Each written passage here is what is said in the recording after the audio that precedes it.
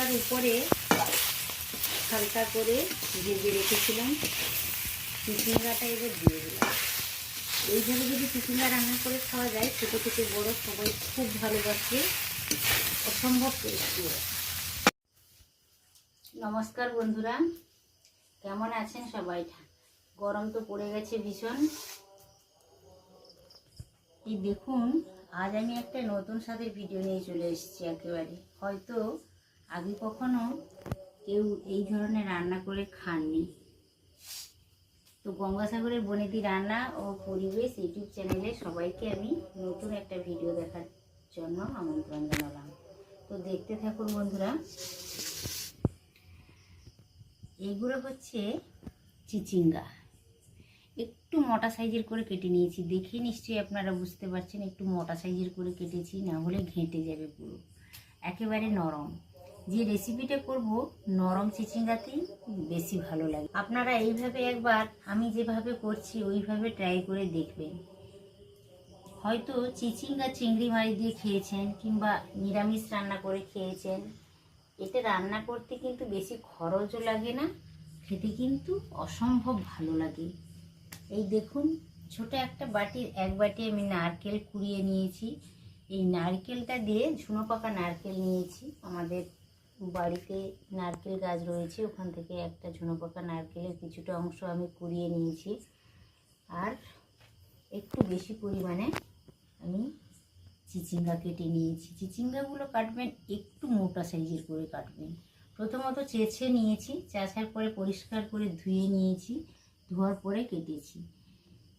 কাটার পরে কিন্তু কখনো চিচিঙ্গা ধোবেন না, তাহলে জল ঢুকে যায়, রান্নাটা ভালো করা যায় না, একেবারে ঘেঁটে যায়। তো ভিডিওটা শুরু থেকে শেষ পর্যন্ত দেখতে থাকুন বন্ধুরা। আর গঙ্গাসাগরের বনেদি রান্না ও পরিবেশ ইউটিউব চ্যানেলকে অবশ্য আপনারা সাবস্ক্রাইব করে রাখুন, ছোটোখাটো নিত্য নতুন ভিডিও পাবেন। উনানে একটা কড়াইও বসিয়ে দিয়েছি। এবার আমি তেল দিয়ে দিলাম 1 টেবিল চামচ মতো। এটা বেশ গরম হয়ে গেছে। 1 চামচ 5 ফোড়ন দিয়ে দিলাম। আর 3টা কাঁচা লঙ্কা আমি হাতে ভেঙে রেখেছি, ওটা দিয়ে দিলাম।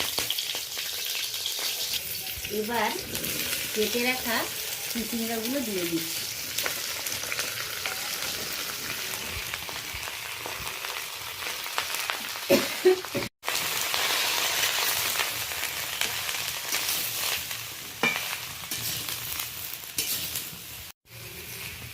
হলুদ দিয়ে দিলাম, কিছুটা পরিমাণ আমি হলুদ দিয়ে দিলাম। আমি এখনও লবণটা ব্যবহার করলাম না। লবণটা দিয়ে দিলে জল ছাড়তে শুরু করবে, তাহলে ভালোভাবে আমি কষাতে পারবো না বা ভেজে নিতে পারবো না। এই জন্য আমি হালকা করে হলুদটা ব্যবহার করলাম, কিন্তু লবণটা একটু পরেই দেবো। তো দেখুন বন্ধুরা, কতটা পরিমাণ আমি চিচিঙ্গা দিয়েছিলাম, ভালো করে ভাজার জন্য অনেকটাই কমে গেছে।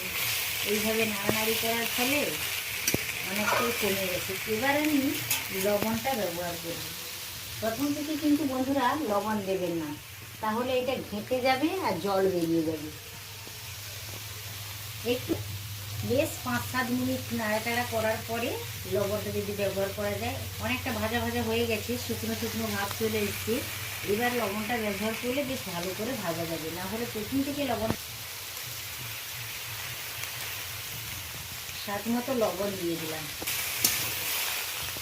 আর এই তরকারিটাতে কোনো ঢাকনা দেওয়ার প্রয়োজন নেই, ঢাকনা ব্যবহার করলেই এটা ঘেঁটে যাবে।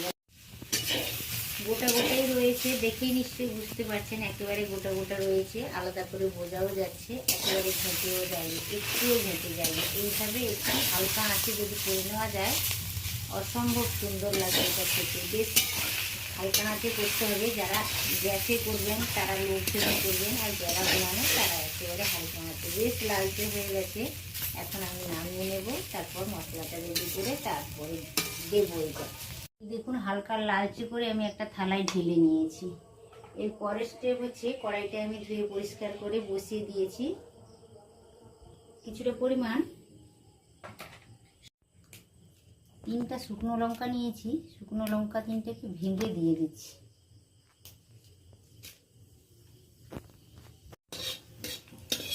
3টে শুকনো লঙ্কা ভেজে আমি দিয়ে দিয়েছি।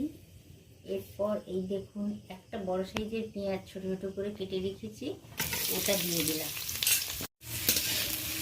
পেঁয়াজটা বেশ ভালো করে নাড়াচাড়া করে নিচ্ছি।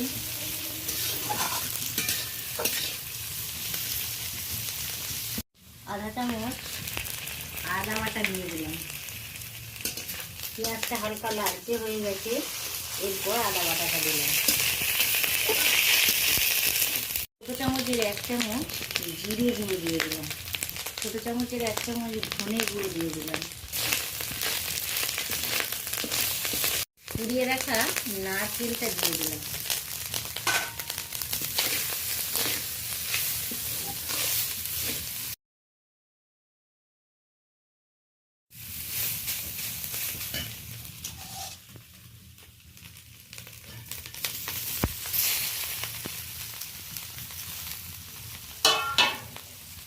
মশলার উপরে হালকা করে ভেজে রেখেছিলাম চিচিঙ্গাটা এবার দিয়ে দিলাম। এইভাবে যদি চিচিঙ্গা রান্না করে খাওয়া যায়, ছোটো থেকে বড় সবাই খুব ভালোবাসে, অসম্ভব টেস্টি হয়। এই দেখুন বন্ধুরা, ঝুনো পাকা নারকেল দিয়ে চিচিঙ্গা তরকারিটা আমার একেবারে রেডি হয়ে গেছে। দারুণ সুন্দর একটা স্মেল চলে আসছে। এটা অসম্ভব সুন্দর ভালো লাগে, দারুণ লাগে খেতে। আপনারা এইভাবে ট্রাই করে দেখুন, আশা করি সকলের ভালো লাগবে।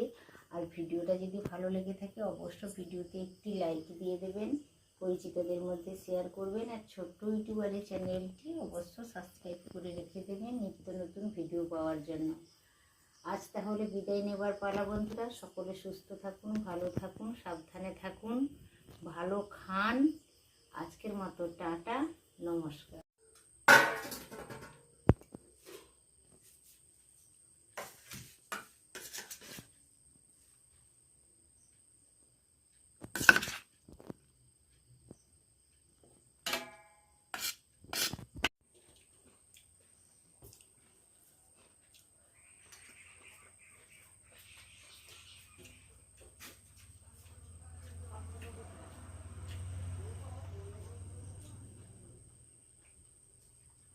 দারুণ হয়েছে বন্ধুরা, একবার ট্রাই করে দেখুন।